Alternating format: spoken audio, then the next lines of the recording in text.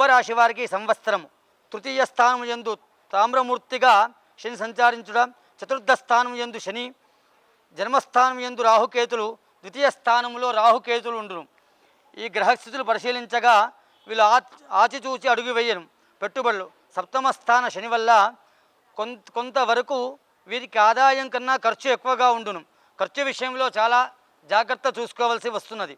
శరీరం యందు క్రాంతి తగ్గి వీరికి ఆరోగ్య సమస్యలు తప్పవు. నరాల యందు నిష్పత్తి ఎక్కువగా ఉండడం వల్ల అకాల భోజనము, ఆదాయం మించిన ఖర్చులు పెట్టవలసి వస్తుంది. భార్యాభర్తల మధ్య విరోధము మరియు వివాదములు, సోదరుల మధ్య స్థిరాస్తి యందు వివాదము, కోర్టు వివాదములు, గొడవలు జరుగును. బంధువర్గంలో వీరితో పూర్తిగా వ్యతిరేకించరు.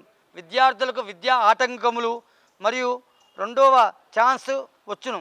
ప్రథమ కన్నా ద్వితీయంలో విద్యార్థులు కొద్దిగా మిశ్ర ఫలితాన్ని పొందురు. కిరాణా, కూరగాయలు, ఫైనాన్స్, రియల్ ఎస్టేట్స్ వ్యాపారస్తులు మిశ్రమంగా ఉండును. నూతన పెట్టుబడులు వాయిదా వేసుకుంటే చాలా మంచిది. కుంభరాశి వారు శ్రేయస్కరం ఏంటి అంటే సినీ రాజకీయ నాయకులకు ఆశించినంత ఉండదు.